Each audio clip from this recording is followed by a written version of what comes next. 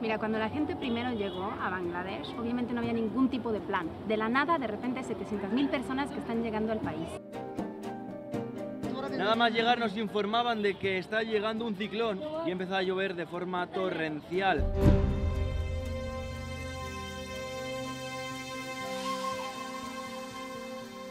Los Rohingya, un grupo étnico musulmán que históricamente han vivido en territorio de Birmania, país conocido hoy en día como Myanmar, que consiguió su independencia en 1948. Desde ese momento, esta minoría musulmana, como ya digo, ha vivido una pérdida de derechos que se han ido convirtiendo en violencia, que a su vez se ha ido intensificando, llegando a su punto álgido en 2017, donde directamente podemos hablar de un genocidio por parte de este régimen opresor. Hablamos de matanzas, hablamos de violaciones, hablamos de quema de aldeas. Este es un grupo apátrida, significa que no tienen nacionalidad, no tienen identidad, no tienen registro en ningún país, y ante esta desprotección absoluta, en este año 2017 comienzan una ola masiva de migraciones hacia el país vecino, Bangladesh. Nos encontramos en Cox's Bazar. Cox's Bazar es el campo de refugiados más grande de este planeta. Llega a haber hasta casi 1 millón de refugiados rohingya, de esta etnia, de esta minoría musulmana, y estamos aquí de la mano de ACNUR para comprobar cómo viven, cuál es la situación, qué futuro depara a los rohingya y sobre todo internamente cómo se organiza, cómo se gestiona salud, alimentos, registros, cómo es la vida al fin y al cabo dentro de un campamento de refugiados.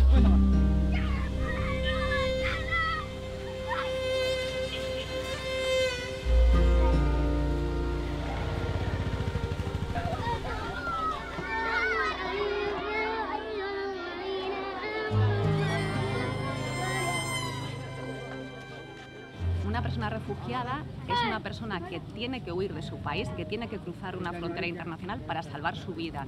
Son personas perseguidas que sufren violencia y persecución y que necesitan la protección del país al que llegan. Lamentablemente, los 100 millones de personas que actualmente tenemos desplazadas son el récord desde la Segunda Guerra Mundial. Eso significa que año tras año las cifras han ido aumentando y la previsión es que lamentablemente también sigan aumentando. Lo importante es que a esas personas que huyen de la violencia y de la persecución podamos darles dignidad, que puedan rehacer sus vidas. Y eso se traduce en ofrecerles protección, que es la primera parte, pero también un registro, porque muchas de estas personas, sobre todo las apátridas, no tienen nacionalidad, no tienen ninguna documentación, y para que existan y tengan derechos tienen que tener esa documentación, ese registro, ¿no?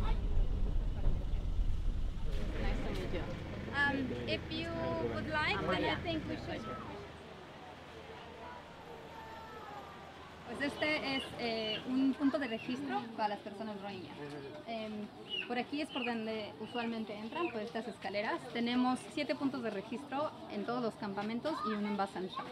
¿Qué significa un punto de registro? Es un punto donde la gente viene por su identificación. No quiere decir que estemos viendo gente nueva que se tenga que registrar. El registro se hizo ya en el pasado y esto es una continuación. Es como si tuviéramos un DNI, pues nace un niño, tiene que venir a ser registrado. Ha habido refugiados, han ido llegando también con el paso de los años. La identificación de Birmania, por ejemplo, en este caso, no sirve. O sea, se hace una nueva como a nivel de refugiado dentro del campamento. La identidad, digamos, se registra como refugiado en el campamento. La cosa más interesante de los refugiados rohingya es que la gran mayoría nunca ha tenido identificación. Como no son reconocidos como ciudadanos, como no son reconocidos como personas en su país, no tenían identificación. Entonces aquí, por lo regular, vienen las fotos de cada persona que conforma la familia. Y esta es la identificación personal. El registro inicial se hizo por el gobierno. Después con ACNUR, el gobierno y ACNUR hicieron un registro formal de todas las personas. Y se les toman los biométricos como si fuera un DNI y se registra cada persona con una identificación. Para muchos es la primera vez que lo tienen.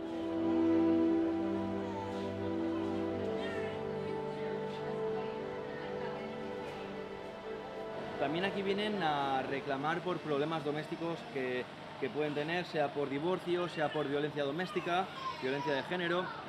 Y también hay muchos otros problemas, porque por ejemplo, si vienen sin identificación, sin ningún tipo de registro desde Birmania, ¿cómo saber cuál es su edad? ¿Cómo saber si...? Porque por ejemplo en Bangladesh está prohibido el casamiento antes de los 18 y se intenta implementar esto también en estos campos de refugiados. Pero ¿cómo saber si esta chica joven que está llegando desde Birmania tiene edad para entrar en matrimonio, se la están inventando. Muchos ni siquiera es que se la inventen, sino que no la saben. Es complicado, pero se intenta hacer lo mejor posible.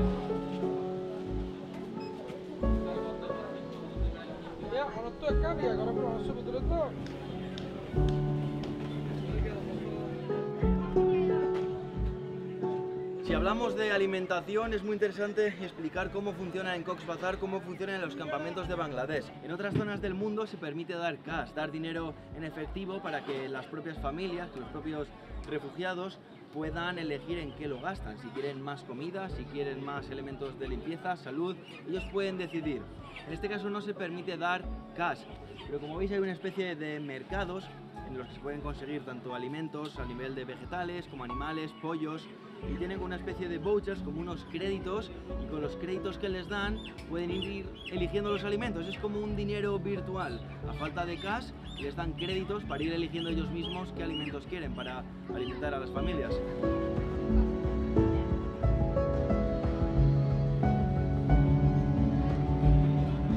Pensaría que en un lugar como este hablaríamos de alimentos enlatados, alimentos de los que no caducan, que no perecen.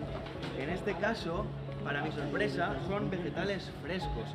Vegetales frescos, pollos vivos, lo que podrías encontrar en un mercado normal de otras zonas del país.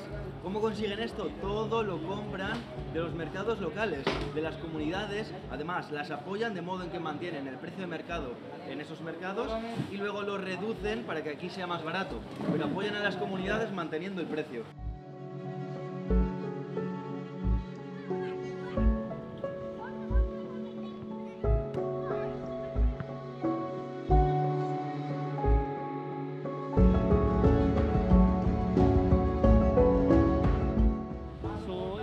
Facility we provide different sort of services. For example, the emergency care, then also we have the inpatient curative care, then outpatient curative care. Then apart from that, we also have other services like dental services and the physiotherapy. And we also have the MHPSS, which is mental health and psychosocial services, all being provided from this health facility. There are some refugees who had experienced the PTSD, post-traumatic stress disorder. Then they come for taking the psychosocial services. If there is even clinical intervention is needed, we also do have the facility for that. We have doctors trained on mental health MHGAP program. So based on their program, they could prescribe the medication for the PTSD, those patients, those who are having or facing PTSD.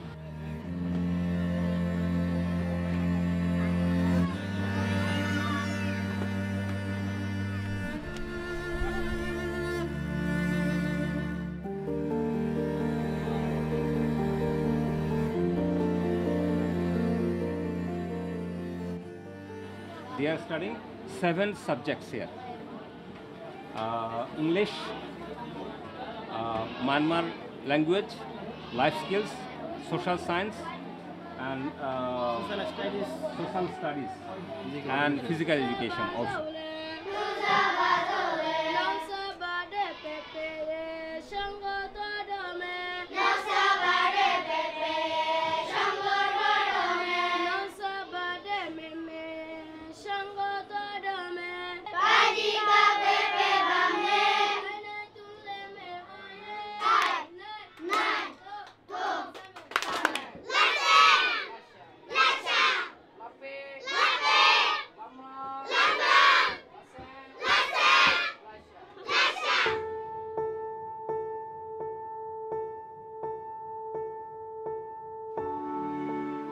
Una parte clave es que los niños y niñas puedan ir a la escuela y puedan seguir formándose para que cuando vuelvan no hayan perdido todos estos años.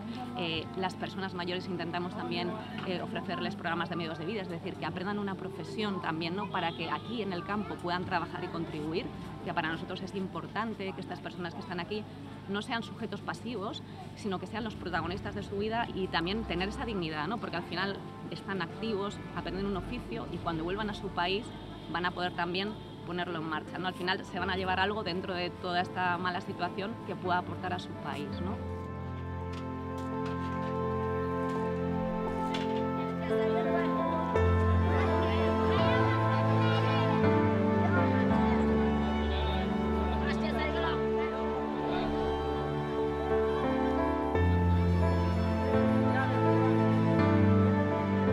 más llegar nos informaban de que está llegando un ciclón se está acercando a las costas de esta zona sur de Bangladesh y empieza a llover de forma torrencial.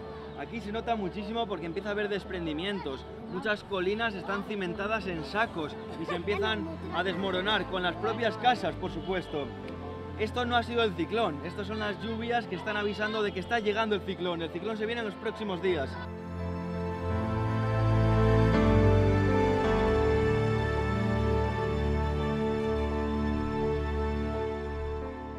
Mira, cuando la gente primero llegó a Bangladesh, obviamente no había ningún tipo de plan, ¿no? De la nada, de repente, 700.000 personas que están llegando al país y se asentaron donde pudieron. El gobierno dijo, aquí hay un pedazo de tierra, aquí se pueden asentar y se empiezan a talar árboles y se transforma completamente el paisaje y se acaba la naturaleza en una reserva natural. La gente no tenía que comer, entonces había un problema de llegar a las personas y de darles de comer. No había una estructura, no había caminos, todo era tierra, terracería y las cosas estaban como se podían hacer. Y ahora tenemos una infraestructura dentro de lo que cabe, aunque únicamente utilizamos materiales temporales, porque sabemos que esta gente busca y quiere volver cuando las condiciones lo permitan.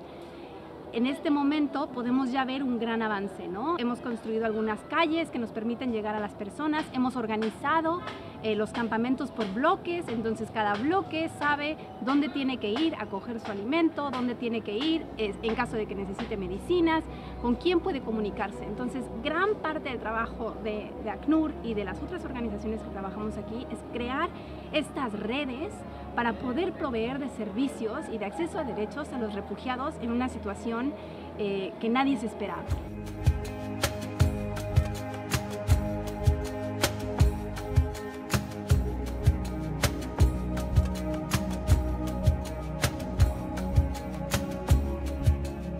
Más o menos cada planta provee el servicio para 200.000 personas, más o menos. Acá hay cuatro fases de tratamiento. La primera fase son estas lagunas cubiertas, están acá atrás. Ahí nosotros hacemos la separación de líquidos y sólidos. Los sólidos van a la parte inferior y los líquidos en la superior. Y están cubiertas, por eso es que no se siente ningún olor. No hay contaminación de parte de olor. Y lo bueno es que recolectamos gas.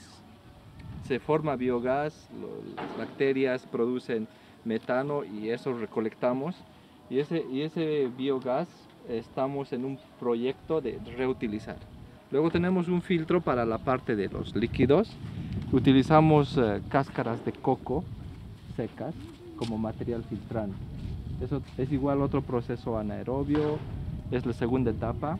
Después de eso hay un tercer filtro que es un filtro aerobio, donde el agua va de la parte superior a la parte inferior a través de las masas de bacterias que se forman en el medio.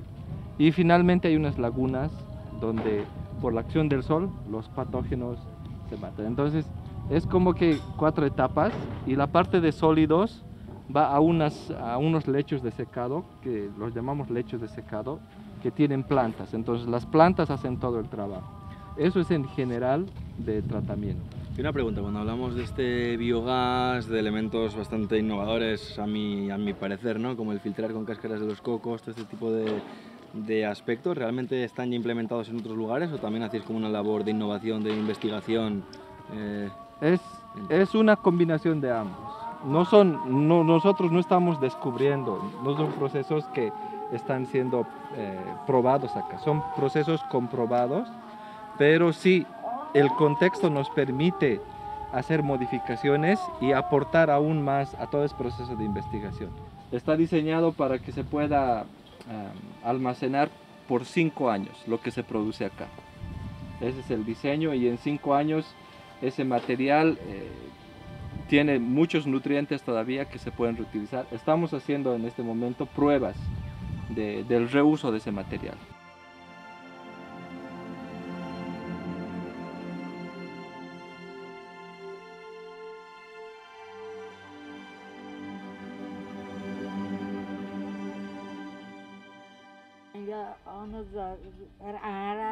আগেই ক্ষমতা দায়ী আরা বাম্মা দায়ী আরা বরুলা ফাতাইয়া আরে নিলিয়া সদা দায়ী Badara Boshamazara, Sajada Ya, Putanga the Ya, Ara, don't know, Guraganza Hanoli.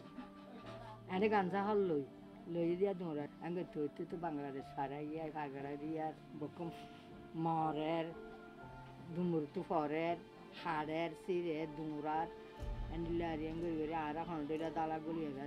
That's the Yasanoki, that's the Yasha, Bamata year, Fujita ye, Bamita ye, however, Tatani is like one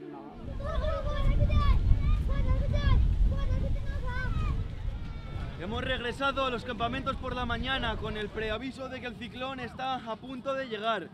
Se trata de un ciclón del nivel 6, es la máxima fuerza vivida en los campamentos de Cox's Bazar desde la creación de estos mismos en torno al 2017. Nos hemos reunido con los servicios de emergencia que hacen las mismas de rescate. Se estima vientos muy fuertes que pueden devastar hogares e incluso inundaciones debido a las lluvias. Este es uno de los máximos indicativos de emergencia, las banderas rojas. Si hay peligro se pone una bandera roja. Si ya los niveles son muy altos, como en este caso, 2 banderas rojas. También se avisa continuamente por megafonía y las familias empiezan a atar las lonas, los tejados de los hogares y a poner piedras encima para que no se vuelen. Today we are expecting a cyclonic event or a cyclone that will hit Bangladesh, will hit not directly to Cox's Bazar, but the landfall of the cyclone will be close to Cox's Bazar in an area in between Khulna and Chittagong. And this is a very rough event because it will come with a lot of wind and rain. The problem is the shelters where the refugees are living are not that strong. The shelters are really, as you saw, temporary, made of bamboo and tarpaulin and very non-durable material, so they cannot sustain wind. And according to the studies done by shelter sector, the shelters can sustain wind up to as maximum 40 kilometers an hour. There's a protocol here in Bangladesh because Bangladesh, as we said, is a country prone to disasters, so we have a lot of detailed and comprehensive protocols and plans, and of course legal framework how to deal with disasters. So once we have this signal number 4, we start doing early warning. And the early warning, as you saw in the camps today, we do it with flags. There's a flag system, and we explain to the people what are the codes when we see 1 flag, 2 flags, 3 flags, and 4 flags. Now we have signal number 6, so we have 2 flags, and then we started doing messaging. So we give instructions to the people how to, or not instructions, information to help them secure the shelters, secure their belongings, how to deal with the LPG in the shelters, how to deal with the valuables, and give them instructions what to do during the landfall or the peak of the wind.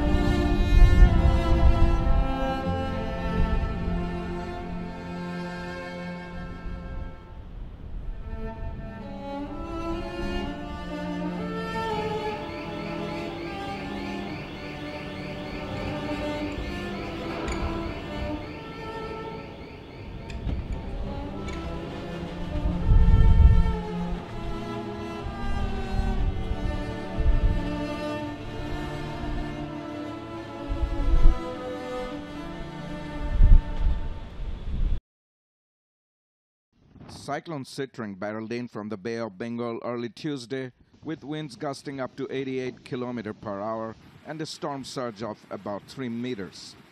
Heavy winds with rain and storm surge damaged thousands of homes in the coastal region and flooding low-lying coastal areas.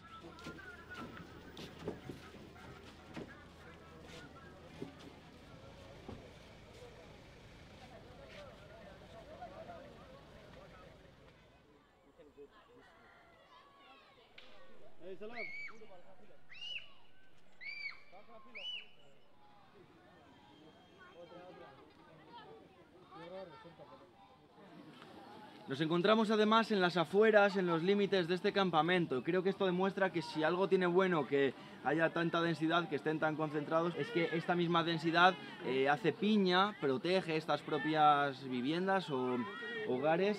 Estas de los límites han sido justamente las que se han dañado más porque están más desprotegidas. Es interesante también que estos shelters funcionan con pequeñas placas solares. Casi todo, casi el 100% de estos campamentos funciona con energía solar, porque incluso los centros de salud, los centros de enseñanza, todo funciona con energía solar. Se ha aprovechado también y algunos, bueno, tejados, por llamarlo así, de estas viviendas se han convertido en pequeñas zonas de huerta, que esto además tiene varias funciones, porque les aísla, les hace incluso poder tener una zona de cultivo personal y que el hogar pueda ser más fresco.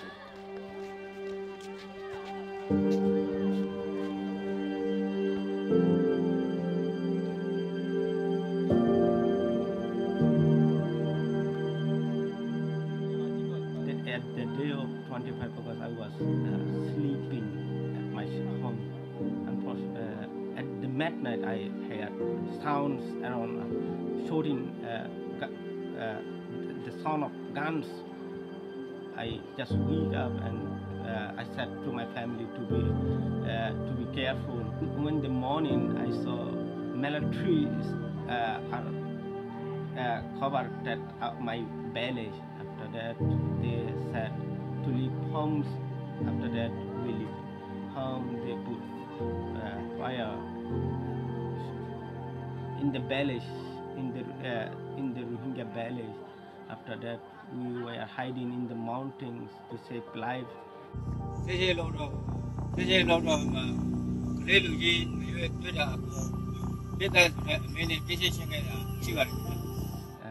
I was taking so many videos as well like this. I saw dead people, dead bodies are falling around. We don't even have proper drinking waters. We are drinking muddy waters as well. This is the most terrible experience which I have gone through in my life.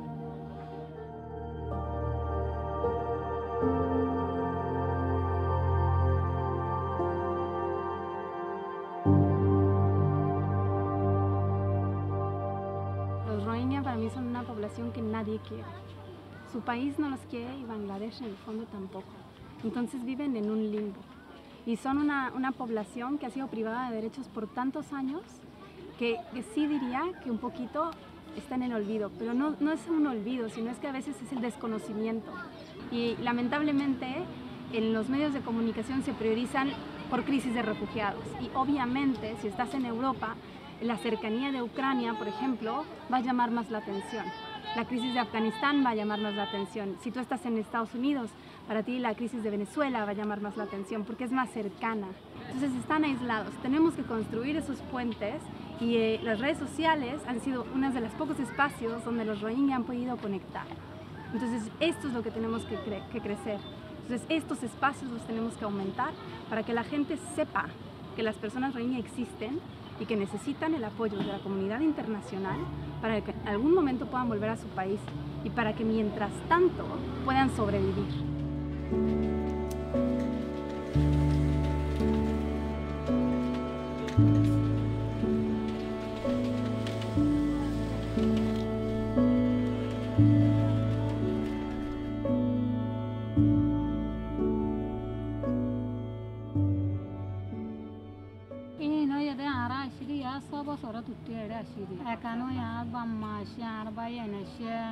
Ara tabasham pajamanu jasya tayar zamayate harigalaye even goli dera ene mani ki Tokyo to baji yada go dara la zagano de tara ere hono tagine baita hoy yada ai bade tikana dukana godduar banni basha tasha mari bade ere turki made mani haz gori bala hoine gola yurwa fuan shwendere fanna faraine semi disho hai indira gura.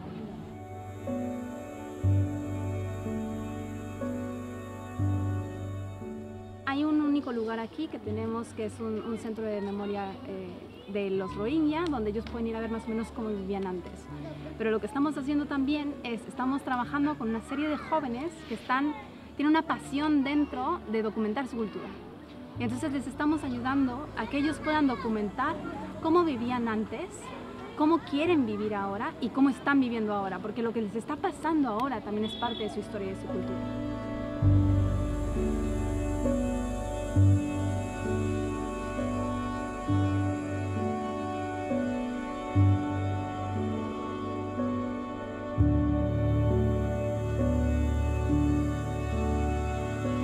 On that day, on 25 August 2017, we saw in the morning a lot of militaries came and surrounded our villages.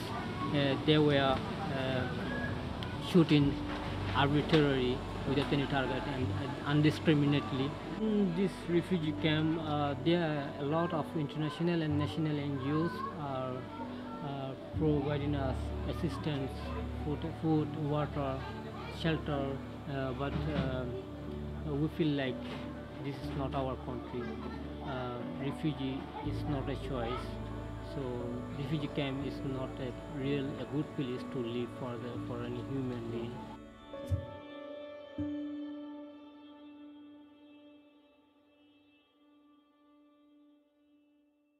Y aquí, a pocos metros de los campamentos, nos encontramos con las playas de Cox's Bazar, lo que da nombre también a estos mismos campamentos. Una de las playas probablemente más grandes del mundo, decenas y decenas de kilómetros, y una zona que el gobierno de Bangladesh quiere convertir en turística. Está construyendo hoteles, está trayendo incluso motos de agua, tablas de surf, el típico turismo de playa con sombrillas. Quiere hacer de esta zona una zona de turismo de playa, turismo costero. El tema es que aquí se viven muchos contrastes. Cox's Bazar, los campamentos al lado de las playas, que son el futuro turístico del país. Creo que es importante recalcar también el trato que reciben los refugiados en este tipo de lugares. Dentro de este contexto, de estas situaciones en las que se ven obligados a vivir, se les intenta dar una vida lo más digna posible. No se les da limosna, no están mendigando en los campamentos. Nadie me ha pedido dinero, no he visto a nadie pedir dinero.